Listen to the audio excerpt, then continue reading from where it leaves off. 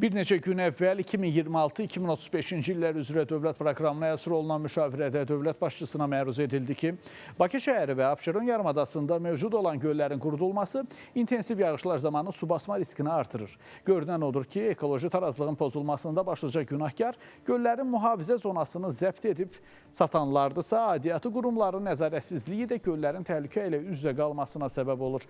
Bəs görəsən ərazi tikililərlə əhatələnən göllərlə bağlı hansı addımlar atılacaq?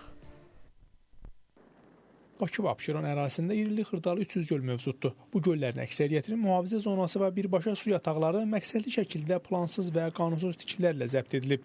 Bəs son 30 il ərzində Bakı və Abşeronun ekosisteminə qənim kəsilən kimlərdir?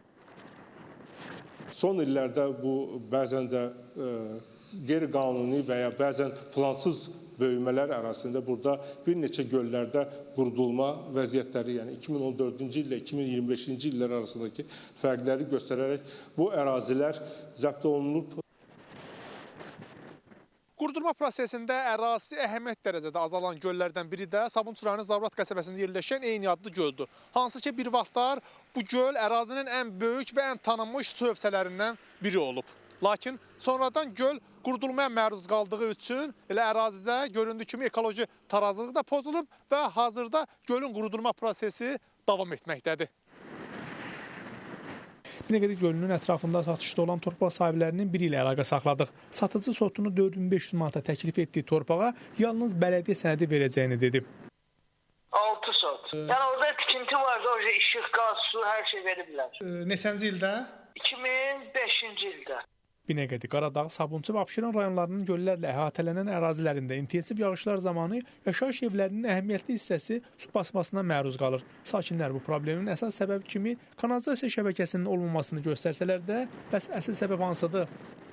Təəssüflər olsun ki, adı çəkilən məskunlaşma fonunda göllərin suyuna çoxlu miqdarda çirkəb suyu qarışmağa başlamışdır və hətta bir çox göllər tədricən zəbt olunmağa başlamışdır.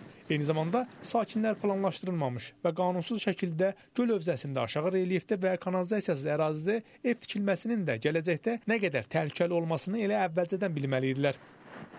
Son 20-30 il ərzində ərazisi bilərəkdən məişət tullantıları və torpaqla çirkləndirilərək elə məqsədli şəkildə qurudulan göllərdən biri də Binəqədi kəndindəki Binəqədi gölüdür. Hansı ki, uzun illər öncə bu gölün ərazisi böyük bir demək olar ki, ərazini əhatə etsə də indi gölün demək olar yarıdan çoxunu buradakı evlər əvəz edir.